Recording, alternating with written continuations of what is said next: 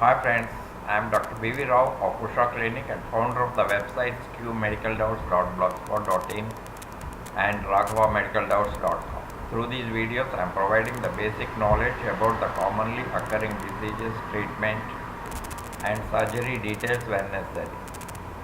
For the medical knowledge to general people and for reference to medicals, today I am going to discuss about the incisional hernia. Incisional hernia starts immediately or in the early post-operative period as a symptomless partial disruption of the deeper layers of laparotomy wound, usually pass unnoticed as skin stitches remain intact. A serosanguinous discharge may be there. Disruption of the deep disrupted layers of the incision obviates the difficult repair of hernia later. Incisional hernia is common in obese persistent cough after operation and post-operative abdominal distension.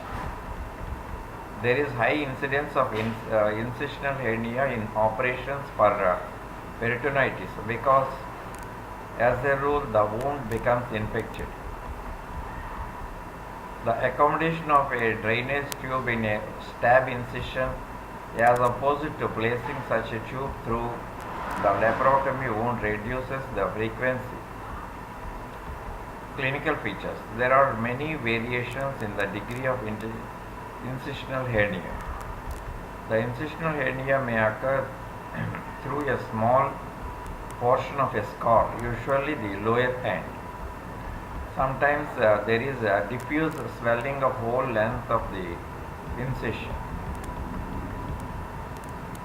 The post-operative hernia of a lower abdominal scar gradually increases in size and its contents become irreducible. Rarely the skin overlying it is so thin and atrophic. The normal peristalsis may be seen in the underlying coils of intestine. Attack of subacute obstruction of intestine are common and strangulation is liable to occur at the neck of the small sac or in the loculus of large sac. Treatment. Palliative. An abdominal belt is satisfactory in cases of hernia through an upper abdominal incision. Surgery treatment. Pre-operative measures. Special precaution is required to obtain a lasting repair.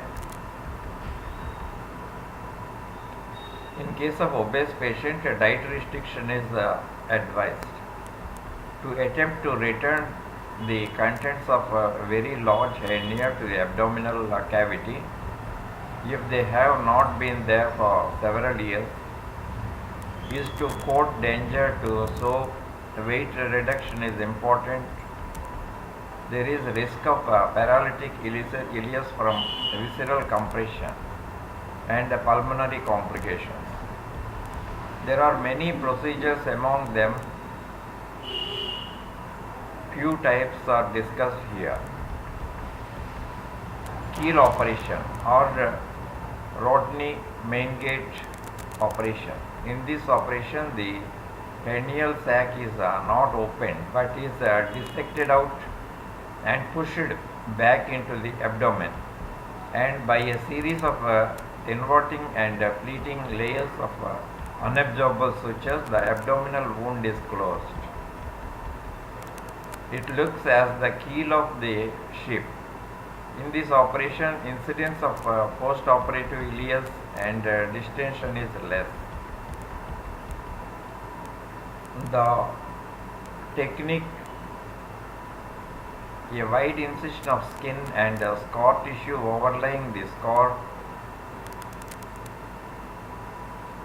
Special care is to be taken not to damage any bowel adherent to the underside of the sac. An extensive mobilization of skin flaps and fat and exposure of healthy and strong aponeurosis around the neck of the sac.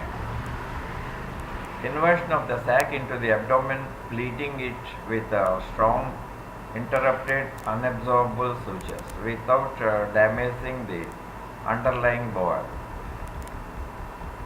A second, third, and fourth layers are inserted till finally the healthy margins of aponeurosis are brought firmly together. The tension in this final layer can be averted by few relaxation incisions in the aponeurosis parallel to the suture line. When the scar is paper thin and devoid of normal skin, dermal scar and skin should be inverted as one. Cattle's operation. In Cattle's operation, the hernial sac is dissected out with equal care. Formally opened, the viscera are reduced and the repair starts from the inside margins of the sac. While freeing of the contents of the sac, any adherent momentum can be ligated and divided, leaving a portion of it attached to the fundus of the sac and skin. It is repaired in layers as the peritoneum and the abdominal wall are approximated at the neck with an interlocking suture of thick chromic catgut, including all layers of the abdominal wall which are attached to the hernial ring.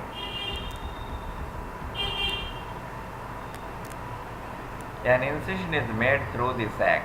The cut edges of the base of the sac are approximated with unabsorbable sutures. An elliptical incision is made 2 centimeters lateral to the previous suture line. The medial borders of the incision are approximated. The lateral edges of the fascia are freed from the overlying muscles for some distance, and this facial layer is approximated with interrupted sutures at upper and lower ends of the wound. This is done to relieve the tension on the muscles.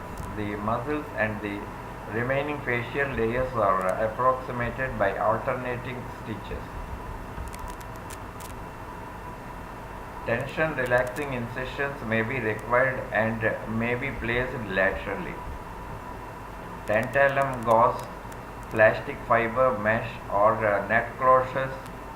The deficiency in the abdominal wall can very easily bridged without tension by laying and sewing on a sheet of tantalum gauze or mesh net made of nylon or dacron, cut to well oversize and tacked down to the aponeurosis.